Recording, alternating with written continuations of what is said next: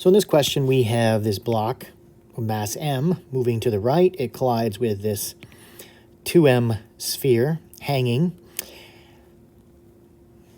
It collides elastically, which means that the kinetic energy before equals the kinetic energy afterward. And of course, we know in all interactions with bodies, the momentum is conserved.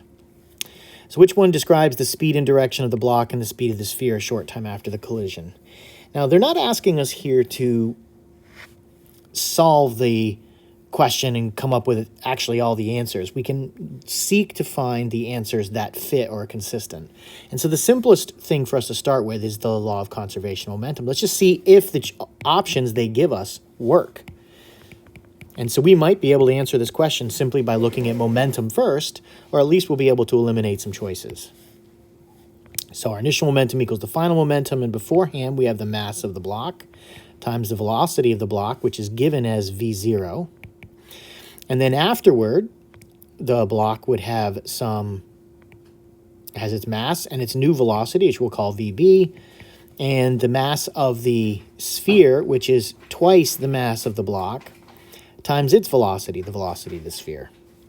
So we can go through this and see that there are terms that appear in every item, which is mb, which can be taken out, which gives us a final relationship, v0 equals vb plus 2vs.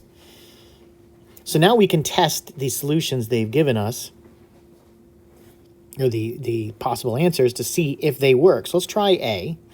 So a v0 to the left means it would be a negative velocity. So v0, does it equal minus v0 over 3 plus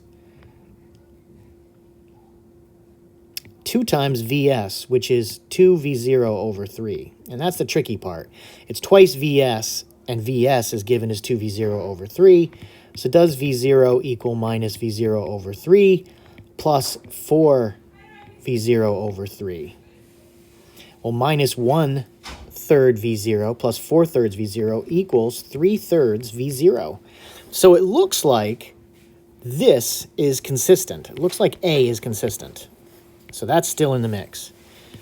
And now if we try letter B, does v0 equal vb plus 2vs? So v0, vb is to the right now, so now it's a positive value. So right off the bat, that should send up some red flags. So now we end up with 5/3 v0, and so it does not equal. So choice B is out. We look at choice C. v0, does it equal vb plus 2vs?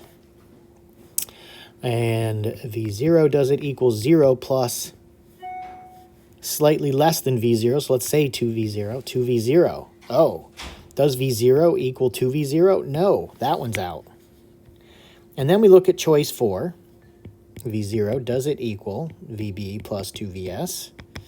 And vb, it says v0 to the left, so that's minus v0. Does v0 equals minus v0 plus 2 times 0? Well, no, v0 does not equal minus v0.